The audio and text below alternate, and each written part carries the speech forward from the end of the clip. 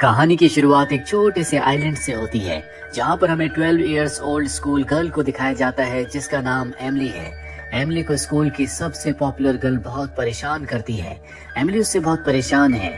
अब एमिली अपने घर आ जाती है, जहाँ पर उसकी मॉम उसे बताती है कि मुझे काम से कुछ दिनों के लिए शिकागो जाना होगा और जब तक मैं वापस नहीं लौट आती तब तक तुम्हें अपने अंकल के साथ रहना होगा।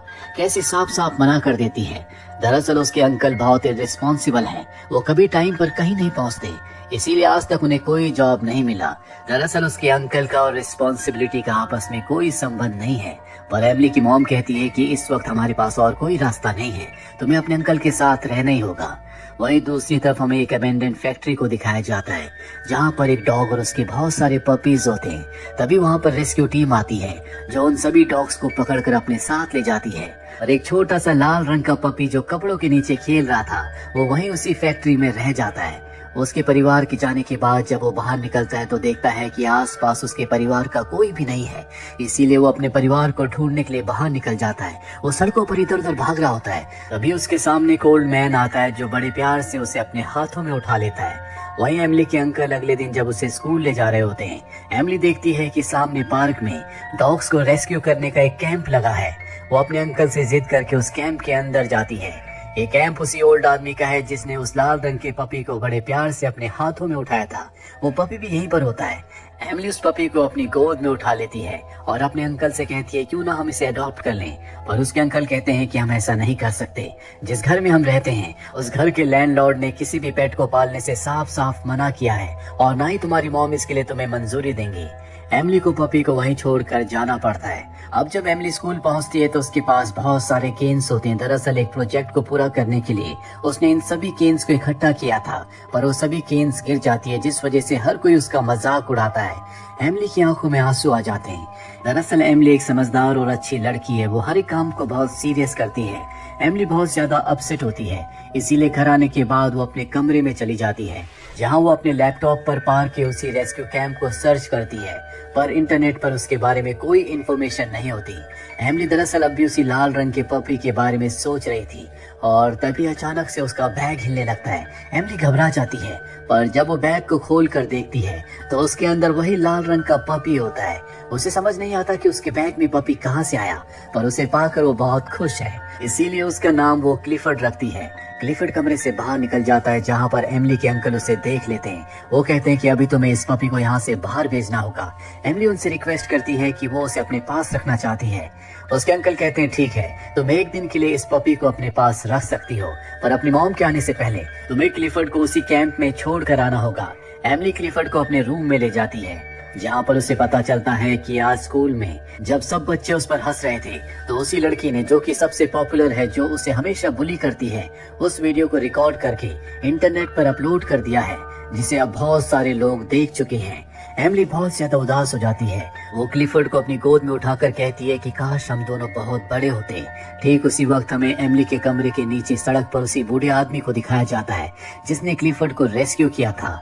वो उसी के कमरे की तरफ देख रहा होता है और अब वो वहाँ से चला जाता है। अगली सुबह जब एमिली उठती है तो देखती है कि क्लिफर्ड सच में बहुत बड़ा हो चुका है। वो एक जायंट डॉग बन चुका है। पहले तो उसे लगता है कि ये कोई सपना है, पर जल्दी उसे समझ में आ जाता है कि ये कोई सपना नहीं बल्कि ये हकीकत है।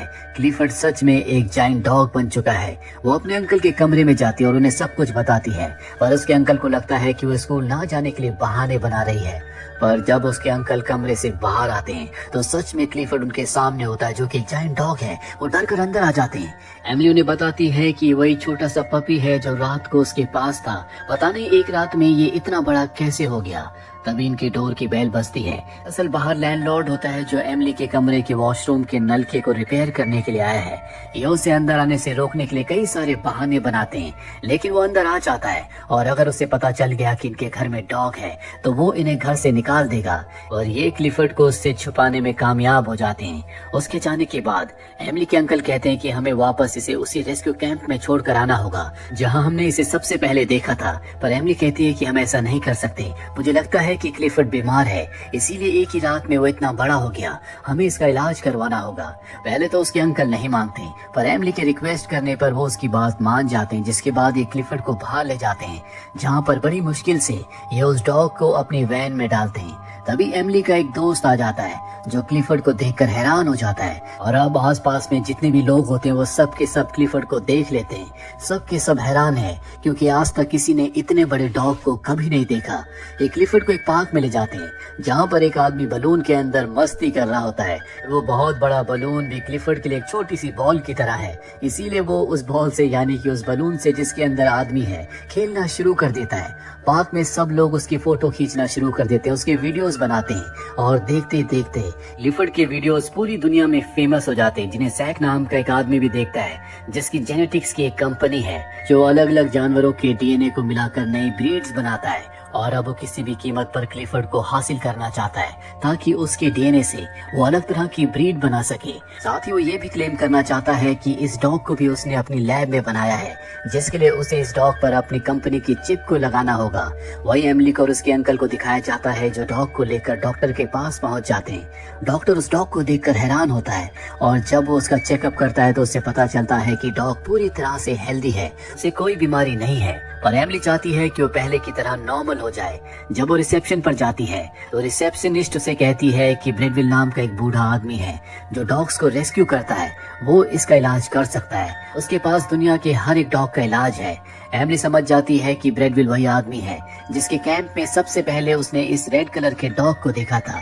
वो कहती है कि उसने मेरे स्कूल के बाहर डॉग्स को रेस्क्यू करने का कैंप लगाया था। इसका मतलब ये है कि स्कूल के पास उसकी इन्फॉर्मेशन होगी। दरअसल इस दुनिया में किसी को नहीं पता होता कि ब्रेडविल किस वक्त कहाँ पर रहता है। एमिली अपने दोस्त के साथ स्कूल जाती है जहाँ पर बड़ी चालाकी से ये दोनों मिलकर कंप्यूटर से मिस्टर ब्रेडविल की इन्फॉर्मेशन को निकाल लेते हैं। वहीं जैक को दिखाया जाता है जो एमिली के घर पहुंच जाता है। वहाँ पर उसे उसका लैंडलॉर्ड मिलता है। वो एमिली की फोटो डॉग के साथ लैंडलॉर्ड को दिखाता है। लैंडलॉर्ड एमिली के बारे में सब कुछ उसे बता देता है। साथ ही अब लैंडलॉर्ड को पता चल चुका है कि एमिली के पास एक पेट है। वहीं एमिली अपने स्कूल में होती है जहाँ पर वो लंच ब्रेक में बहुत सारा कैंटीन से खाना लेती है ताकि वो क्लिफर्ड को खिला सके। वहाँ पर वो लड़की आ जाती है जो हमेशा उसे बुली करती है और आज फिर वो उसका मजाक उड़ाना शुरू कर देती है। पर तभी वहाँ पर क्लिफर्ड आ जाता है जो एमिली के पास खड़ा हो जाता है। सब क्लिफर्ड को देखकर हैरान होते हैं और वो लड़की अब भी उसे उल्टा सीधा कह रही होती है, पर एमिली अब उसका मुकाबला करती है, वो भी उसकी बातों का जवाब देती है। जिसके बाद क्लिफर्ड उस लड़की को चाटना शुरू कर देता है। सब बच्चे उस पर हंसते हैं, जिसके बाद वो वहाँ से भाग जाती है। एमिली के अब स्कूल में बहुत सारे दोस्त बन चुके हैं जैसा कि वो हमेशा से चाहती थी। अब एमिली, क्लिफर्ड और उसके अंकल जब घर आते हैं तो देखते हैं कि घर के दरवाजे पर लैंडलॉर्ड ने नोटिस लगा रखा है कि अब तुम इस घर में नहीं रह सकते क्योंकि इनके पास क्लिफर्ड है और वो किसी भी पेट को अपने घर में रहने की इजाजत नहीं देता। वहीं क्लिफर्ड को एक आदमी की आवाज सुनाई देती है। दरअसल एक आदमी ऊपर काम कर रहा था और गलती से उसका पैर स्लिप हो गया। वो एक डिस्क के साथ लटका हुआ होता है और जैसे वो नीचे गिरता है क्लिफर्ड भागकर उसे पकड़ लेता है। क्लिफर्ड ने उसकी जान बचा ली।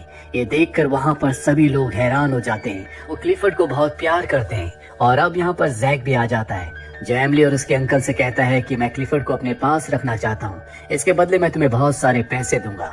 एमिली के अंकल तो मान जाते हैं लेकिन एमिली नहीं मानती और ठीक उसी वक्त जैक का एक आदमी बड़ी चालाकी से क्लिफर्ड के अंदर अपनी कंपनी के चिप को लगा देता है ताकि वो क्लिफर्ड को क्लेम कर सके। एमिली उस आदमी को देख लेती है।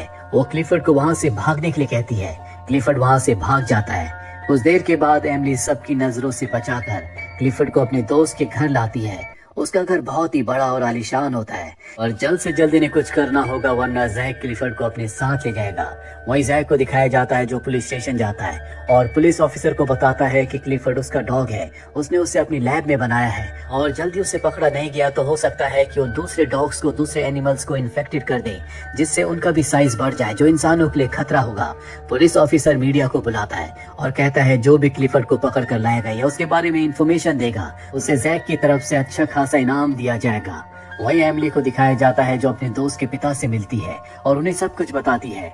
वो कहते हैं कि इसे बचाने का एक ही तरीका है, इसे हमारे सेंचुरी पार्क में भेज दिया जाए, लेकिन ये चाइना से होते हैं और इनका पार्क भी चाइना में है। एमिली नहीं चाहती कि वो क्लिफर्ड को अपने से दूर भेजे, इसीलिए उसके अंकल कहते हैं कि हम एक बार मिस्टर ब्रेडवेल से मिलने के लिए जाएंगे। अगर वो हमें मिल जाते हैं तो हो सकता है कि वो क्लिफर्ड को ठीक कर दें। वरना हमें इसे चाइना सेंचुरी पार्क भेजना होगा। इन्हें पता चलता है कि वो एक हॉस्पिटल में एडमिट है। ये उनसे मिलने उस हॉस्पिटल में जाते हैं जहां पर इन्हें पता चलता है कि आज सुबह मिस्टर ब्रैडवेल की मृत्यु हो चुकी है। एमिली पूरी तरह से टूट जाती है क्योंकि अब उसे क्लिफर्ड को सेंचुरी पार्क यानी कि चाइना भेजना होगा। उसके दोस्त के जो पिता होते हैं वो इनको एक पोर्ट पर ले जाते हैं जहां पर उन्होंने एक शिप को अरेंज किया होता है जो क्लिफर्ड को यहां से चाइना सेंचुरी पार्क ले जाएगा। हालांकि ये दोनों एक दूसरे से अलग नहीं होना चाहते, लेकिन एमिली के पास क्लिफर्ड को बचाने का इसके अलावा और कोई रास्ता नहीं है। क्लिफर्ड को शिप में बिठाया जाता है और यहाँ से चाइना के लिए रवाना कर दिया जाता है। क्लिफर्ड के जाने के बाद एमिली बहुत ज्यादा उदास हो जाती है। अगले दिन उसका दोस्त उसके पास आता और कहता है कि ब्रैडवेल ने अपने रेस्क्यू टेंट को एक पार्क में लगाया है, जिसका मतलब ये है कि वो जिंदा है। अब इन्हें न्यूज से ये भी पता चलता है कि जैक और उसके लोगों ने क्लिफर्ड को चाइना पहुंचने नहीं दिया। उन्होंने शिप को बीच में पकड़ लिया और अब क्लिफर्ड उनके पास है। एमिली और उसके आसपास के लोगों को जब ये बात पता चलती है तो सब के सब क्लिफर्ड की मदद करने के लिए जैक की लैब के बाहर जाते हैं, जहां पर जैक एक प्रेस कॉन्फ्रेंस कर रहा होता है। एमिली के जो नेबर्स होते हैं वो जैक का ध्यान भटकाते हैं और इस मौके का फायदा उठाकर एमिली, उसका दोस्त और उसके अंकल लैब के अंदर चले जाते हैं, जहां पर वो सभी जानवरों को आजाद कर देते हैं जिनके ऊपर जैक और उनके लोग एक्सपेरिमेंट किया करते थे। यहाँ पर इन्हें क्लिफर्ड भी मिल जाता है और अब एमिली क्लिफर्ड के ऊपर बैठकर यहाँ से बाहर निकल जाती है, लेकिन अब पुलिस इनका पीछा कर रही है। क्लिफर्ड एमिली को लेकर लगातार भाग रहा होता है और भागते भागते वो उस जगह पहुंच जाता है जहां पर मिस्टर ब्रैडवेल ने अपना रेस्क्यू टेंट लगा रखा है। मिस्टर ब्रैडवेल वहां पर होते हैं जो अब भी जिंदा है। एमिली भागकर उनके पास जाती है और कहती है कि मैं चाहती हूँ कि आप पहले की तरह क्लिफर्ड को एक बार फिर से छोटा कर दीजिए। वो कहते हैं कि क्लिफर्ड को मैंने बड़ा नहीं किया बल्कि तुम्हारे प्यार ने किया है और अब उसे तुम्हारे प्यार की जरूरत है। यहाँ पर पुलिस भी पहुंच जाती है, साथ ही जैक और उसके लोग भी।